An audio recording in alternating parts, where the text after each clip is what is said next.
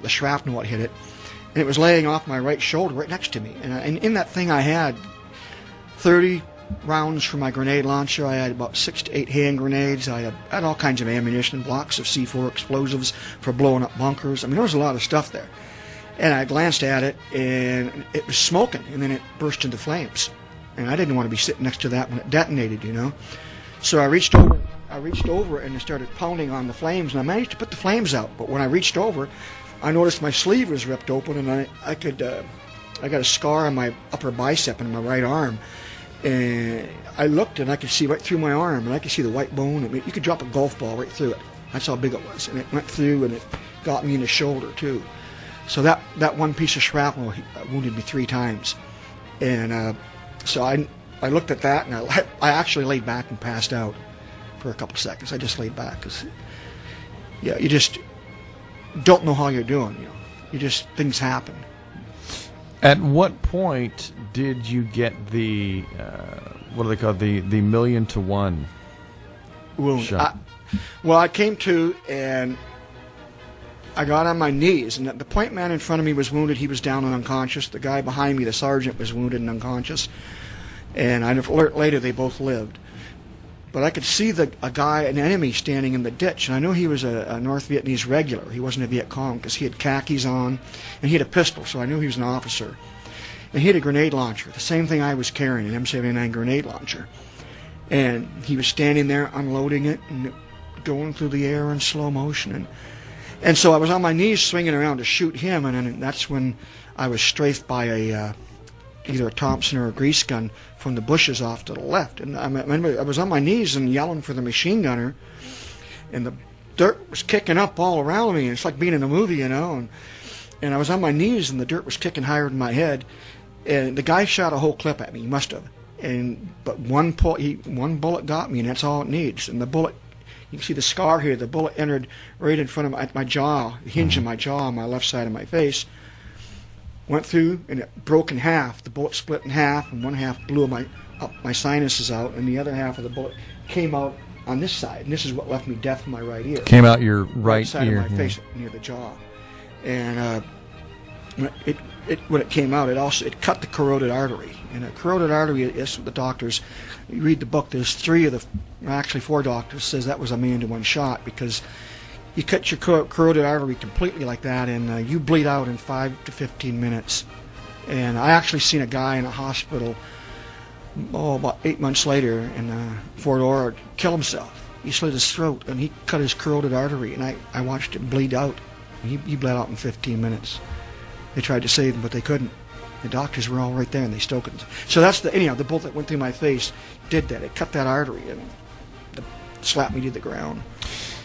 So this means that you're going to the hospital. I mean, you're getting out of there somewhere. Where'd they take you?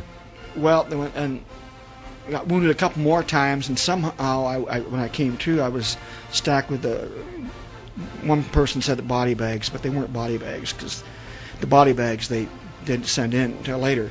But you carried a poncho on your back, a rain poncho, and that's what they'd wrap your bodies up if you were killed. They'd wrap you in your poncho. And when I came to, the medic was working on me, and he worked on me, and the captor called in a chopper, and he told the chopper pilot, "We got one knocking on death's door," because he'd been told I had 5 minutes to live. And chopper came in. I told there's 2 people I really are high up on my list of heroes. One of them is the medics, because the Viet Cong love to shoot them. You knock the medic out, you disable a bunch of guys. And it keeps the other guys from fighting. And the other person is the chopper pilots come in under fire. I mean, they had to come in and drop you off. That's part of their job. But coming in under fire, they did not have to. They could back off. But this guy had a full load, and he came in under fire, picked me up. We're lifting off, and they're trying to shoot us down. The door gunner's blazing away into the jungle, and he lifts off, and there's chopper pilots that you can never... I have a friend that was a chopper pilot. He was shot down 5 times. Only survivor twice. Those guys they're heroes in my book. But then they medevaced us, and they flew us to the 24th medevac, which is Long Binh, south of Saigon, the capital. And that's where the doctors found me in the hall dead, and I came to, and the chaplain was giving me the last rites. And I'm sorry I scared him, because I opened up and he's reading me the last rites out of this little book, and I sat up and said, hey, I'm okay, I'm not going to die. Besides that, I'm not Catholic, I was Baptist. and his eyes got really big, and he jumped back, and well, probably because I was, spitting out teeth and blood and stuff. That didn't help any. And then I laid back and passed out, and the nurse came out, who I know today. She married the doctor that operated. I mean, she was his head surgical nurse. And she came out and grabbed me and took me into the surgery, and then the doctors worked on me. And the doctors, you can never, if you got into their hospital, no matter how badly you're wounded, you had like a 95 to 99% chance of living. You'd make it, because they were that good at doctors. These guys worked tirelessly. The one guy that took a vein out of my leg that was blown open anyhow, and put it in my carotid artery and patched it back up. I said, you probably don't remember me, And his name is Dr. Brief. And he says, oh, I remember you. And he says, you were the last guy I operated on in Vietnam. My tour of duty ended. You were the last guy I operated on. The next day I got on a plane and went home. And so the doctors, you can't give enough credit how the talent these guys had. They were really talented. And you were 23 at the time, right? 22. 22 years of age. So at this point, now begins the recovery part for you. Yeah. Well, actually, wait a minute. I was 21 because I turned 22 in the hospital. And that's when my wife brought me a six-pack of beer. She didn't know I didn't like beer. It was my birthday. I couldn't go to a party. She thought, well, I'll bring my six-pack. Yeah. And she shouldn't have, because it got me kicked out of that hospital. I pulled a practical joke. I was in the Navy hospital, and the Navy doctors do not appreciate practical jokes. Wow. And I used that beer to pull a practical joke, and they kicked me out to an Army hospital. But so that was my 22nd birthday. Yeah. But I was 21 at the time. Let's talk about the recovery from then on. So you're now stateside. Yeah. They bring you back. What's going through your mind? Well, I sat down. One of the doctors sat down and told me, he says, you'll never walk again. You'll never talk again, clearly and effectively. You'll be a morphine addict because you're getting triple doses of morphine because your injuries and nerve damage is so severe.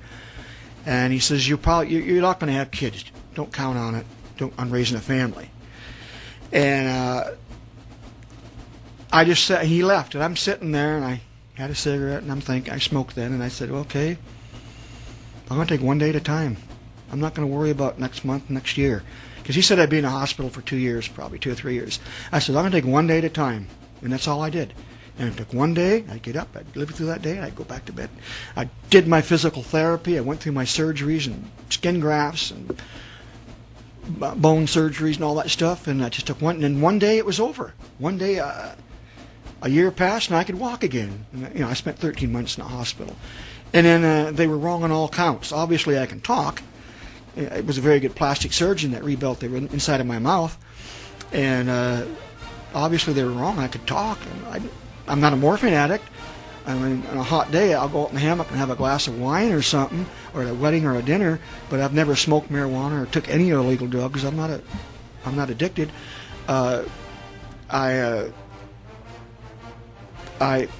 We have 6 kids now, and I have 10 grandkids. 1/10 one's on the way. Lori's pregnant with, Georgia just had the 9th, and Lori's got the 10th, and it's in the oven, as they say. Wow. And they were wrong on all counts. And if I would have sat there and wallowed in my depression, and I could have been overwhelmed, by the whole thing.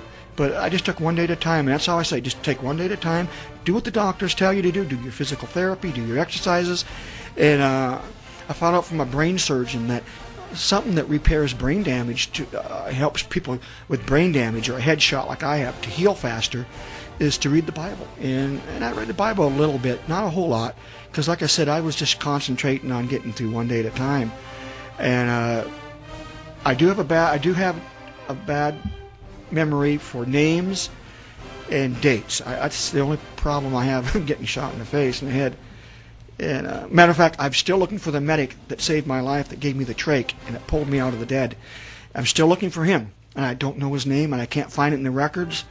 And I've been looking for 40 years for him, to thank him, to shake his hand, to let him know, hey, I lived, you know. And I don't know his name, so I'm still looking. Well, the story of survival and perseverance is just amazing. But you take a look at the recovery, and I imagine it didn't just last 13 months that you were in the hospital. It probably still continues with the writing of this book. Yeah, there's you know, I knew early on. I faced up the fact that with as many broken bones as I had, and you know, tendons repaired and all that stuff, I knew that I was going to get arthritis pain a lot when I got older. I just faced that fact when I was, you know, 22. I sat in bed and said, you're going to have that down the road in 30, 40 years. May as well face it and get used to it and not be surprised by it. So here I am. I'll be turning, I think, 64 or something, 65, and I gave up counting after 39. But I have a birthday coming in August, and my arthritis bothers me in that. And I went to the VA, and they gave me a TENS unit, which is an electronic thing you can wear, and you hook the wires to you, and it'll use electronics to numb your pain. It's called a TENS unit, and I'll use that maybe once every other month when it gets bad. But aside from that, I just take an aspirin. I don't. Now, Clayton, I know we got a couple of minutes left in the show here, and I want to ask you this question: when you're writing the book, is there anything that surprised you about yourself when you were done writing with the stories? Oh. Not. Well, yeah, I would kind of like reliving. My wife sat down and we went over this, and like I said, we went through 40 rewrites, and so I was forced to search my memory and go through my records and stuff. And some of it surprised me because I read through it and looked at it, and I thought it's like it happened to somebody else, or like I watched a movie, you know. And it does. I stand back once in a while, and when I finished it, I stand back and I think, yeah, it did happen, because, you know, I had to sit there and roll the sleeve up on my shirt and look at the scar there, and roll my pant leg up, and yeah, I have the scars. It's like it happened to somebody else, but it didn't. You know, it made me take a stock on myself. One of the things it did was it forced me to look at, did I use the years that I've been given, the 40 years while the guys died around me, did I use them? You know, and so for 10 years I worked with youth groups and boys clubs, and my wife worked in girls clubs, and we tried to give back to the community and give back to the families and stuff of the ones that didn't come back. And then when we started having our own kids, we just decided to make it, you know, concentrate on raising our kids, and now we're raising grandkids. And I'm sure that when I stand in front of the pearly gates and my best friend's there and my stepbrother's there, and I'm pretty sure they'll say, hey, you did good. You know. Clayton, we want to give folks a chance to get themselves a copy of the book. To a lucky KXRO listener at 533-5976 or 533-KXRO, we'll give you a chance to win yourself a copy of 1,000,000 to 1 and Lived by Clayton Peterson. Go ahead and dial us up now.